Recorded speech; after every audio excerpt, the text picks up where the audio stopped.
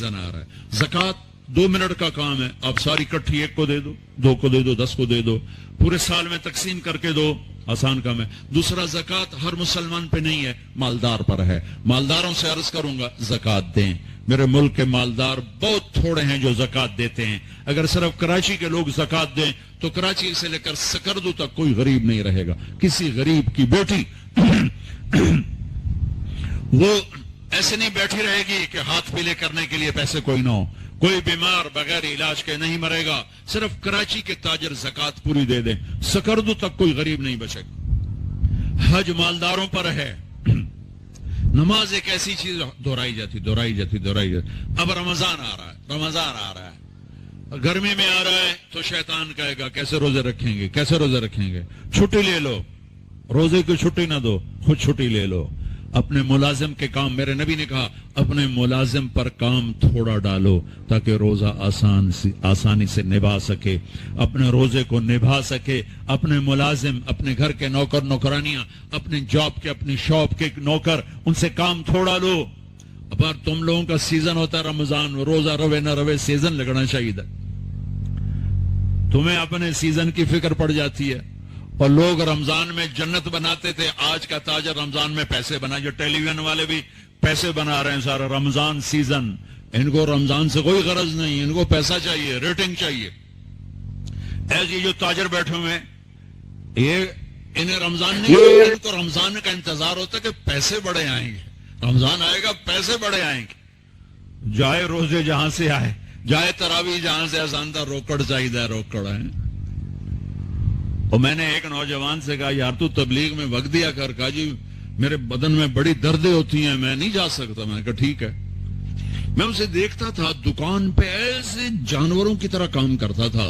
تو میں نے ایک دن کہا یار تجھے تبلیغ میں جاتے ہوئے دردیں ہوتی ہیں اور یہ دکان پہ تو جتنا کام ہے اتنا تبلیغ میں تو نہیں, تو یہاں تمہیں دردیں نہیں ہوتی؟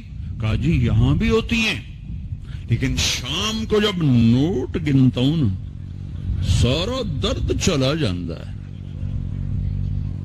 ایویں چون نوٹاں دی مارے ساری ہم پیڑا ہیں.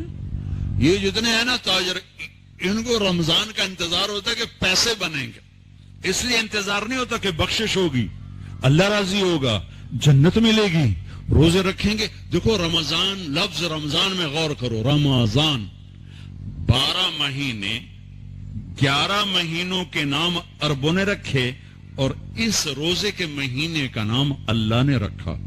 محرم, صفر, ربیع الاول, ربیع الثانی, جمادی الاولی, جمادی الثانی, رجب, شعبان, رمضان, شوال, ذوالقعدہ, ذوالحج. یہ 11 میں سے جو 12واں مہینہ ہے رمضان. اس کا قرآن میں ذکر آیا شہر رمضان الذی انزل فیہ القرآن. اور اللہ نے قرآن کی تلاوت کی تھی جب زمین آسمان بھی نہیں بنے, تو عرب کتوں آ گئے. ٹھیک ہے, تو اللہ نے اس مہینے کا نام رمضان رکھا. رمضان کس لیے رکھا؟ رمضان کا مطلب بڑا عجیب و غریب ہے. رمضان کا مطلب ہے جل جانا. کبھی سنا؟ جل جانا. رمض یرمض صلاة الاوابین حین ترمض الفصال, مسلم شریف کی روایت. جلنا, رمضان جلنا. یہ روزے اور اس لفظ رمضان جلنے میں کیا جوڑ ہے؟ جوڑ یہ ہے سبحان اللہ کہ بھوک اور پیاس اندر میں آگ لگاتے ہیں.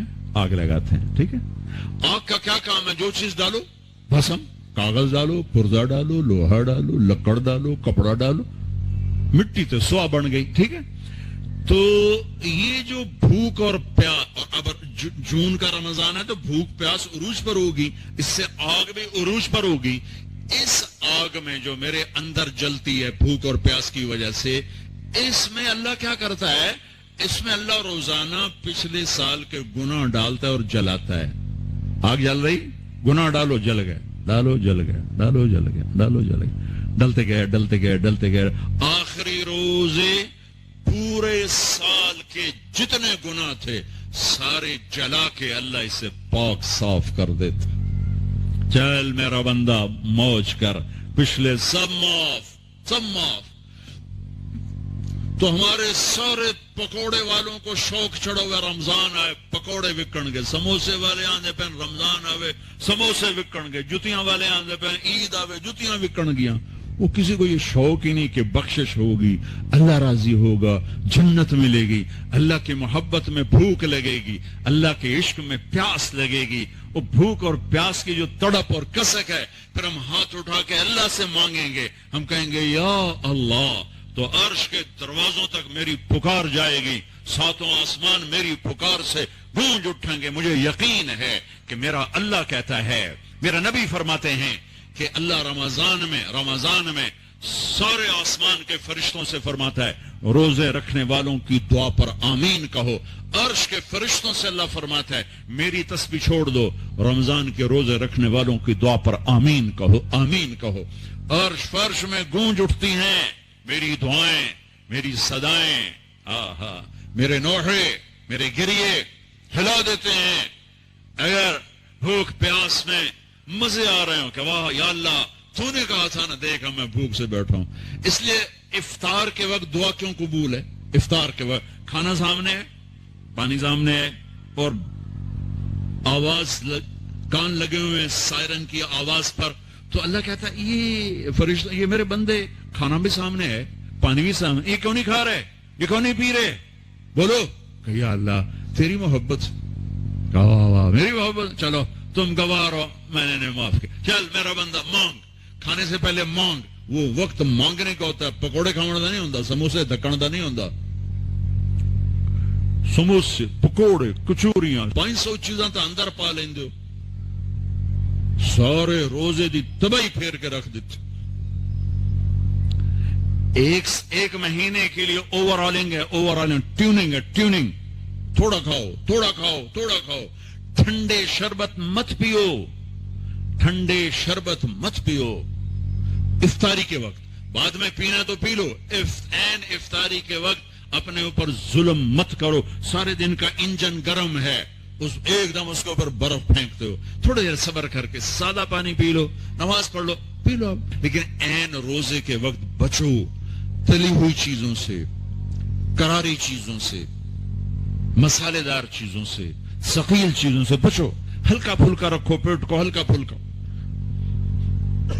تاکہ روزے کا مقصد حاصل ہو کہ جسم پاک ہو، غلاظتوں سے، گندگیوں سے پاک ہو، صاف ہو۔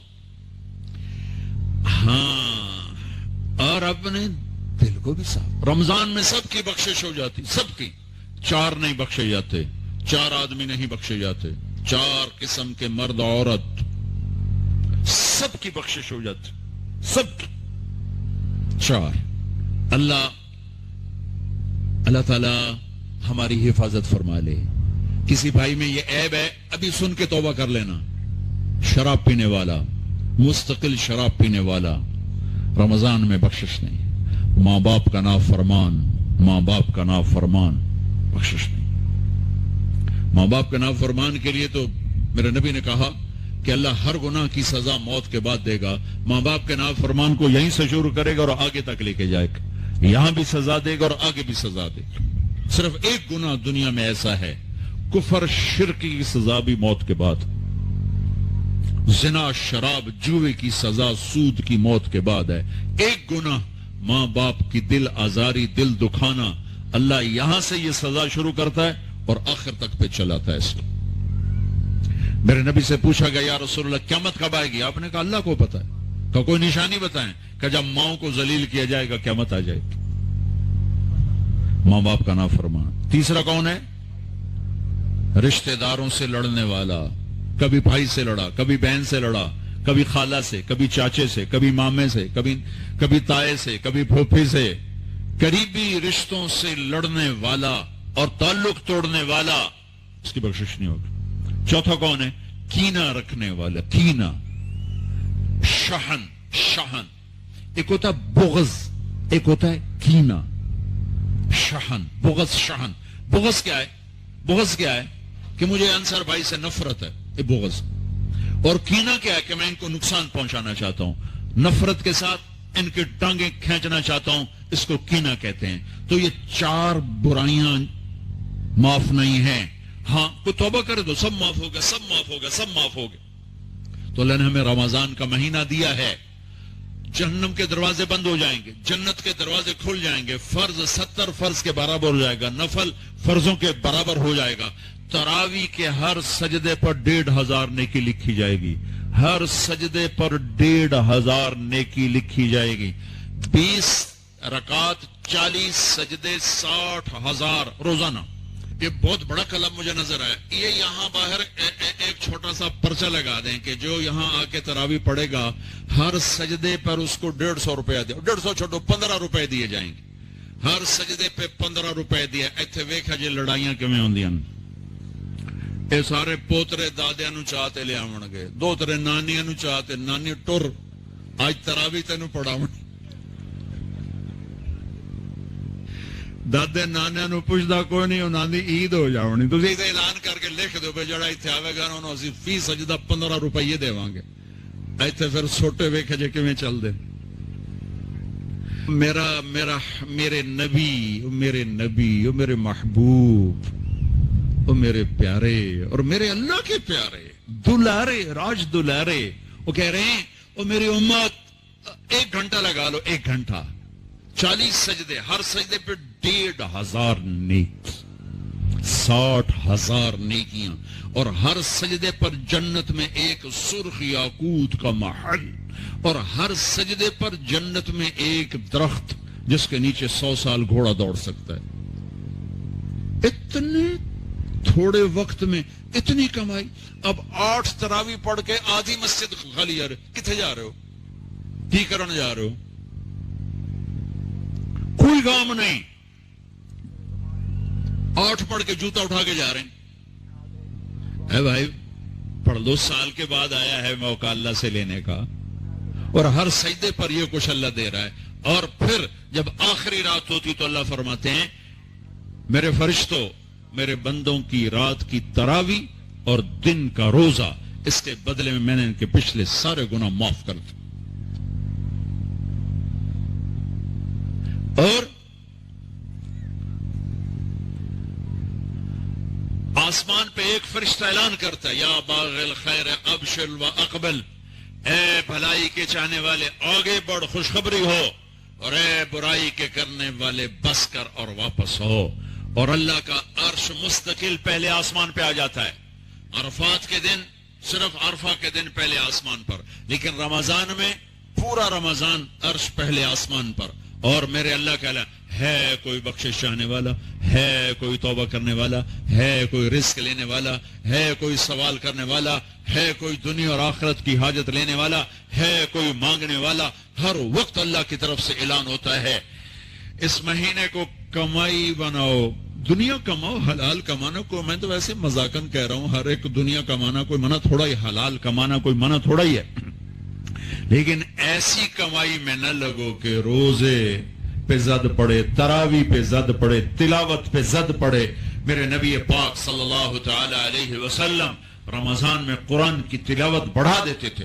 قرآن رمضان کا سب سے بڑا وظیفہ، جی کوئی وظیفہ دسو، کوئی وظیفہ دسو، لوگ پوچھتے ہیں جی رمضان کا کوئی خاص وظیفہ بتا رہا ہوں۔ رمضان کا خاص وظیفہ قرآن کی تلاوت، رمضان کا خاص وظیفہ قرآن کی تلاوت، قرآن کی تلاوت، قرآن کی تلاوت، جتنا پڑھ سکتے ہو پڑھتے جاؤ، پڑھتے جاؤ، پڑھتے جاؤ، پڑھتے جاؤ۔ میرا ایک ساتھی ہے مولوی ثناء اللہ، وہ ایک دن میں پورا قرآن ختم کرتا ہے، ایک دن میں پورا قرآن، ایک دن میں پورا قرآن، پورے رمضان میں 30 قرآن ختم کر دیتا۔ سوائے اس کے بیمار ہو جائے تو کوئی بیمار ہو جائے تو 10 پارے، ورنہ پورا قرآن رمضان، قرآن پورا قرآن۔ تو چلو ہم پورا قرآن نہیں پڑھتے، کچھ تو پڑھو، سارے سال نہیں پڑھو، کچھ تو پڑھو۔ رمضان کا وظیفہ قرآن کی تلاوت، رمضان کی تسبیح قرآن کی تلاوت، رمضان کی خدمت، روزے افطار کرواؤ، سحری کھلاؤ، افطاری کراؤ، غریبوں کو مدد کرو، زکوٰۃ دو، اپنے مزدوروں سے کام